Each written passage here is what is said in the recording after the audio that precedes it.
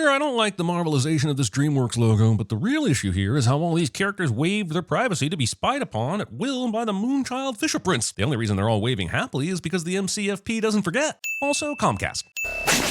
Random otter survives this obvious hate crime. Hello, bonjour. Guten Tag, Ujambo. Hola. Congratulations on your purchase. Making sure your robot says a token hello in multiple languages and then only using English to deliver the important information.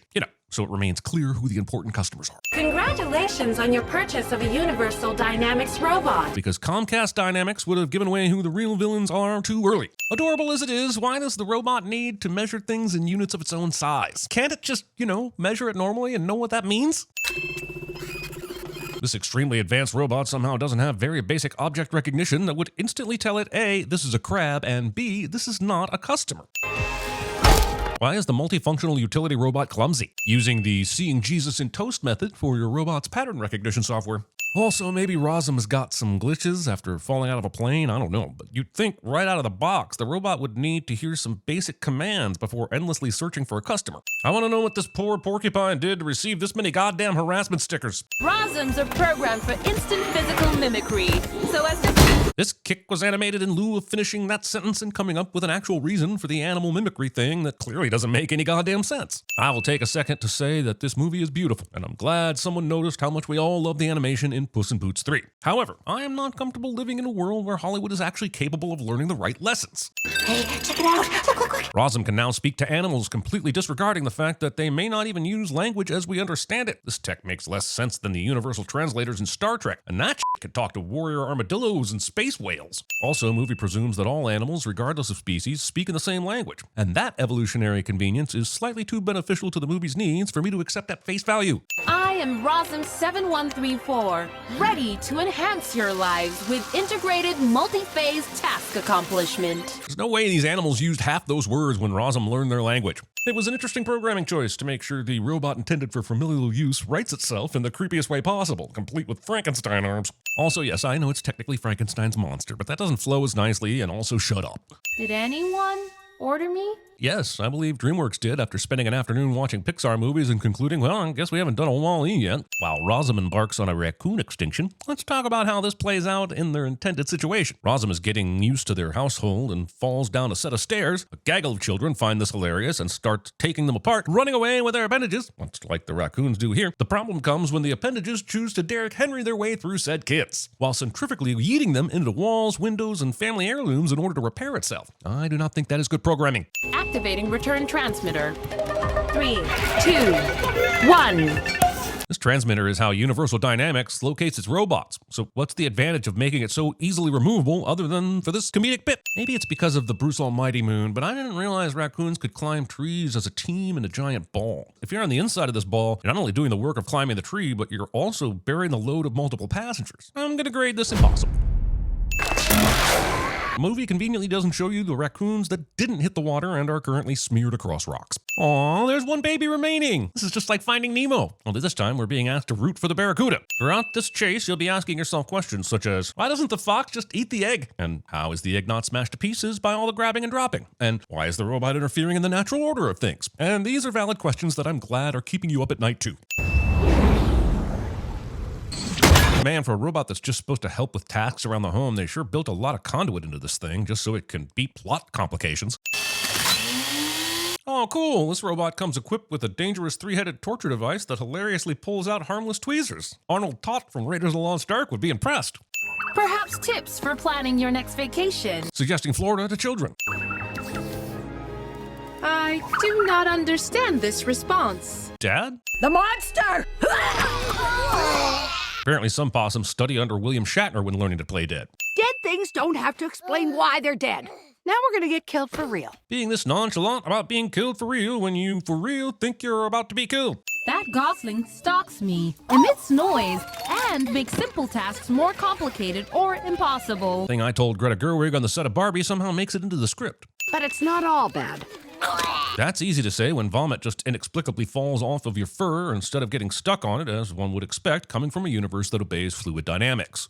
Eat. This robot has the ability to communicate with the entire forest now, so it's amazing to me that she doesn't seek help from the other birds in the area to get information, or even let some other bird adopt this one. I understand there would be no movie if that were to happen, but now you know what I secretly root for every time I start watching one of these things. We have no explanation for why this bird decided to drop the gosling off instead of eating it, how it survived the fall, or how Roz found it. Other than God did it. I have some essential needs. Do foxes know what turkeys look like when they're cooked, or am I just supposed to roll with it? Think, as a local goose expert, how do I get to eat swim fly? Rosam decides to trust the advice of the animal that just licked a touchscreen to taste the picture of a turkey. Apparently, it's way more important to chase after the robot that just stole a fish from you rather than to stay at the river and wait for some more fish to fly by. Rosam inhibition protocols prevent deliberate harm to others. Citation needed, mainly to offset the existing citations already in this movie of Roz deliberately harming others. Phew, good thing this crab doesn't speak English like all the other animals, or I would have been sad at how casually it was killed. I have a defective baby. He's what they call a runt. Movie assumes its audience will have a base level of empathy so low that we're incapable of rooting for a kid unless they have some sort of underdog quality. I stopped on this scene for a second to go outside and dive into my infinity pool, thought and reflected for about an hour, mulled it over while taking in a light dinner and watched the sunrise on my private beach, and came back to say this: I don't think a robot needs a rotating apparatus around its neck unless it was specifically made to keep Gosling from getting eaten by foxes. Is it normal to burp this much? Ooh. For a DreamWorks property, I'd actually say you're under par. Spends every day trying to cut down the biggest tree on the island. Hey, paddler! You're never gonna finish that! But you can see that he's already 75% of the way through chewing it. It's not like he's been at this for 12 years and still persisting despite not making a single dent in how Hollywood churns out movies. I mean, cutting down this tree. And that's what happens to your brain when you eat wood! Thing my college girlfriend said to get out of fellatio somehow makes it into the script. Are you sure Paddler will not mind us borrowing his home? Why the f*** do they even need to take it? All Roz is going to do is scan it so that she can model and create a house for the three of them, which she can do by simply storing it in her memory. She doesn't need it there for reference like it's a nude model at a painting class. Also, does this mean that Rosums are programmed to commit crimes as long as their owner says it's okay? I don't think that's okay. Somehow not realizing your entire goddamn home is gone before you even start resting. Humor is based on misfortune? It's also based on how much I hate and actively misunderstand a movie, but that lesson won't be taught until junior year. How will fictional narrative help Brightville? Kids need to feel safe and loved and all that junk. A story can do that. Proof that DreamWorks understands the fundamentals of crafting a compelling story, but on balance, chooses not to. And he was all alone. Because the rest of his family was destroyed. Wait a minute, didn't Roz say... Understood. Do not mention dead family. How did she forget about that rule? Just because the fox is telling Brightville a story? There's this beautiful robot that happened to be sitting on the edge of that star, and she hears him. Which is impossible since sound does not travel through the vacuum of space. A Rosum would always complete their task at CinemaSins. I will not leave until I have completed this task, which has delayed me, damaged me, and violated my protocols. Damn it! The parenting metaphors in this movie are so f***ing perfect that they're delaying, damaging, and violating my sinning protocols. Roz trusts Fink not to eat Bright Bill in the middle of the night, despite numerous attempts on his life, including just 3 minutes ago. Hakuna Matata! Hakuna Matata! They were bored and wanted to see stuff sink. The MCU. I don't know how much time has passed. All I know is it's been a couple months or so, and these assholes have all the time in the world, so I'm finding it very difficult to believe this is the first time Bright Bill has crossed any other geese this entire time. Look what we have here. This scene in The Wild Robot is brought to you by Stephen King. I don't know how much research and engineering dollars went into creating the Rosums, but I bet it's enough that the investors will be pissed by the end product being a robot unable to circumvent a waist-high pond and a rock. Honestly surprised it took this long for Roz to think of her wireless iron giant hand to take care of this. Why do you attack me? Because you are a runt. Wait, what the f*** are the goose bullies back for? Everybody flew off when the monster, aka Roz, showed up, so were they just hanging around nearby waiting to be assholes again in front of the thing they're so scared of? That thing killed your mother. Holy shit, who knew the wilderness was filled with such gossipy f***s? There was an accident. Why didn't you tell me? I really thought you were my family. Hey, it's just like in Avengers 2.5 Civil War when Cap decided to hide the fact that he knew Bucky killed Tony's parents but didn't tell Tony to protect his feelings. Except this movie isn't afraid to kill things for our entertainment. They were my chance to be normal. They were my chance to swim, to fly. To skip. This kid somehow took a trip on an airplane without his balloon getting popped. There are a variety of lies being told by this Universal Dynamics video, and this is the biggest one. Introducing the Rosm line of helper robots. Brought to you by Handy Exposition Presentations, when you absolutely positively have to spoon-feed information to your audience. Also, I get why this video is glitching. It adds realism to the presentation, since it's coming from a broken robot. I just wish it wouldn't. The processing that used to happen here is now coming more from here. Excuse me, movie, but I think you got some chappy in my cartoon, and I would humbly request you excise it this minute. I have been overwriting my code for months. It was the only way to complete my task. The only way? I'm not buying it. If this chip's so advanced, then it must include some David Attenborough documentaries. I mean, that's all you need to help the kid eat, swim, and fly. You don't need an emotional attachment. I learned that from my parents. Also, I would assume the first law of making AI robots is that they are not allowed to change their own coding. But perhaps that's just me and my silly desire to remain not extinct. If you are willing to do this, you can fly away. I've probably already mentioned this a couple times, but I'm still floored that it took this long to getting around to teach flying. What were these f***ers doing during the time Bright Bill was growing up? You guys couldn't pick a more private area to do these flying lessons? Shit, man. You guys avoided geese for however many months it was, and now they're always here to laugh at him like he's Adam Sandler on that comedy album he made I can't remember the name of. Meet Thunderbolt. Did this movie give us any inkling that badass Falcon Wing Rames was around? The movie sure makes it seem like you should know who this is. Maybe he was the bird that maybe ate Bright Bill early on, but it was a dirty hoax? Remember, there's nothing he can do that you can't. While diving, peregrine falcons are literally the fastest creatures on the planet, reaching speeds of 200 miles per hour. This is something geese cannot do. But easier to turn and dive. Right after this, some sort of, I don't know, Sabrina Rodrigo song comes crashing into the scene and it just ruins it. The song is fine, but the intrusion of a pop song in this movie really seems weird. Like if you stuck Sympathy for the Devil into Star Wars or something. Okay, that looked cool, but unless that staff is made of vibranium-laced oak, it should be smashed all to shit after being You Shall Not Pass into solid rock by a robot. Woohoo! Exactly. All we've seen Thunderbolt teach Lightfoot is that his wings are good for cornering. Nothing specific is shared. They just fly through some Sonic the Hedgehog shit, and that seems to be enough for Top Duck Malardrick to be ready to do a migration. You should be commended. Ah, Sudden Duck Bill Fly. I've been watching you both for some time. And just not helping whatsoever, my time as a goose is very valuable. What's he doing here? Does he think he's coming with us? Look, geese are gonna geese, I guess, but I've been told these guys are a bunch of gossipy f***s. And I can't believe that word hasn't traveled that Bright Bill is a badass flying mofo by now. Wait, you know my name? Roz and I go way back. All the way back to 5 minutes ago in movie time. It's quite the layered relationship, and I am fully invested. The accident that killed your family saved you. I never thought of it that way. Thinking that survivor's guilt will soften the blow of being raised by the person who killed your family. A bit worse for wear, I'm afraid. I'd say you shine like new. Does the goose want to f*** this robot? This migration somehow Forrest Gump's one of Bright Bill's feathers right to Roz. What a great way to end the movie. The task of parenting is complete, Bright Bill is with his people, and Roz is left an empty husk, just as a parent should be. It's nice when a movie knows how to end. Why are there 35 minutes of credits? Think?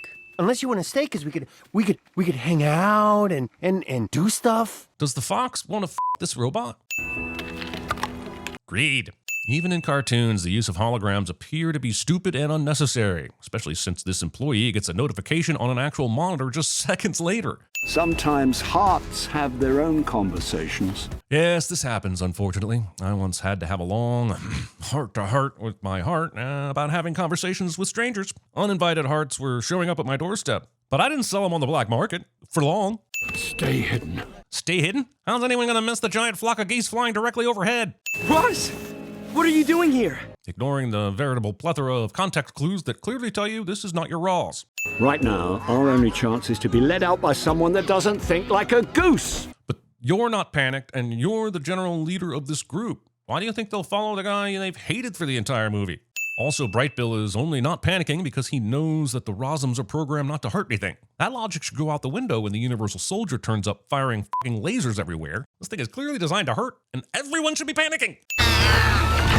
I'm sure I'd feel some kind of way about this sacrifice if I'd known this goose for longer than it took to polish off this Hasselback potato and hot wings combo. Right now, we are their only chance. Movie didn't know what to do with Roz while Bright Bill was away and settled on her acting out a Noah's Ark to the whole island. Plenty of fish can survive in freezing water, but my literal minutes of research show there is only one fish that can come back from being completely frozen in a block of ice. Spoiler, this is not that fish. You put a bunch of predators and their food supply in one room. I don't remember hearing you say anything about it before now. Besides, despite that very true statement, somehow none of the animals died during this whole mess. I need you to promise me one thing. A truce. That sounds super noble and shit, but what are the non-hibernating animals going to eat while they're here? Strawberry preserves? You are flight leader! He found where he belongs. What a great way to end the movie. The task of parenting is complete. Bright Bill is with his people, the island is saved, and Roz gets the joy of seeing her child thrive. It's nice when a movie knows how to end. Why are there 26 minutes of credits? And where's Longneck? Doing one of the other 9 movies he was in 2024.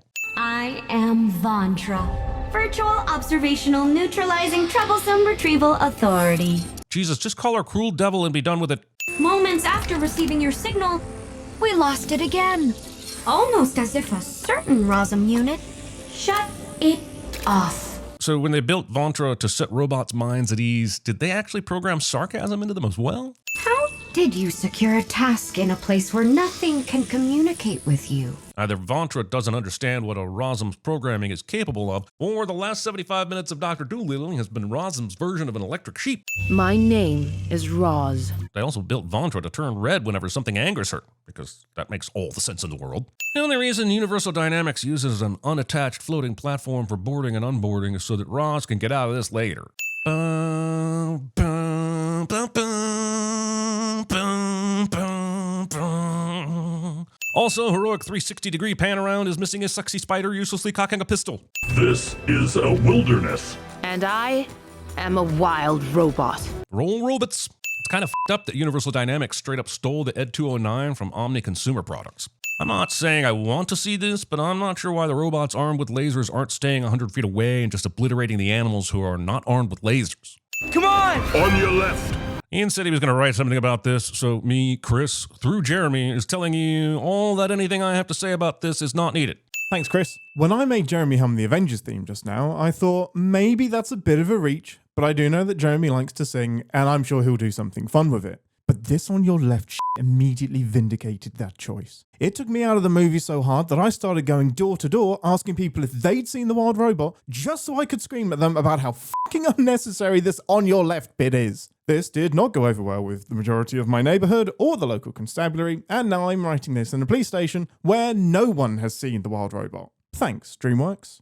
Also, it doesn't make any sense because he's not even on the left, he's plowing through the middle of them. You'll never take me alive, coppers! Multiple objects in flight path. None of these multiple objects that are currently circling a spaceship die from anything on the spaceship. They're smashing windows and would clearly get sucked up into engines, but I guess we're gonna play fast and loose with the deadly truth.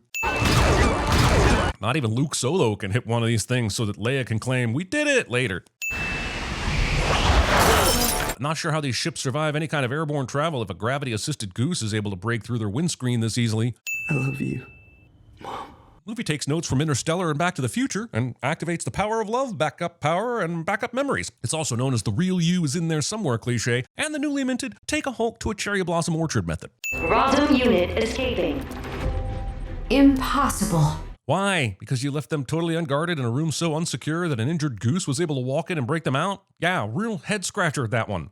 We have suddenly taken an interest in your project. Male bovine excrement. The source in your swears. This seems smart until you realize that Roz and Bright Bill are still on the ship and Thunderbolt should at least know Roz is still on board. Also, the ship's weapon system isn't designed to make sure this can't happen. We had that shit nailed down with Spitfires in the fucking 40s, people. Sure is lucky that tree was in the perfect position to redirect this water, and it was already 90% felled by the beaver. The universe wants these animals to make it much more than I do, clearly.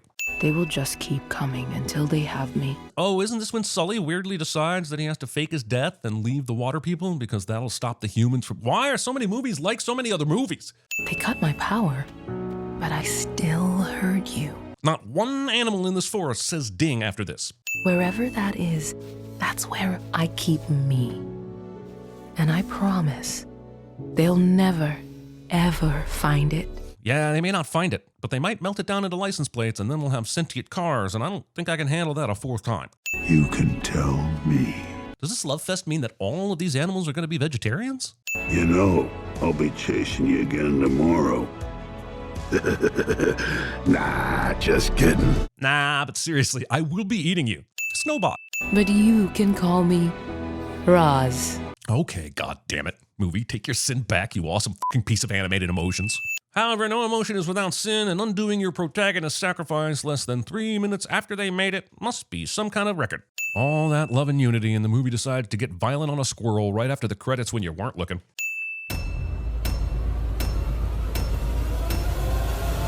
You're a terminated Hello, I am Baymax.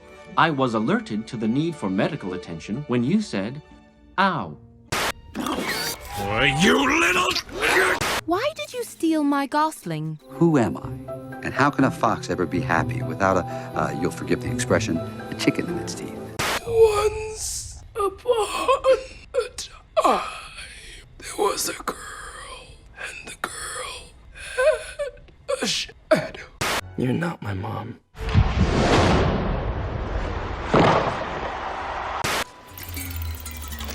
Help me, Obi-Wan Kenobi. You're my only hope. The power of the sun in the palm of my hand. That wasn't flying. That was falling with style. Small wings are teeth, the claws of the sky. Those are different things. Arby's, we have the meat. The time has come again. I don't know this, cheese of which you speak, but they were there on Earth as mice experimenting on you. Right, Bill, follow me. 2 of your snot-nosed jockeys did a flyby on my tower at over 400 knots.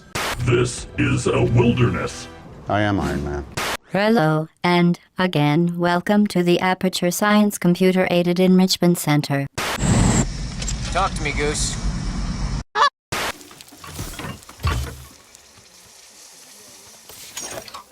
Cat.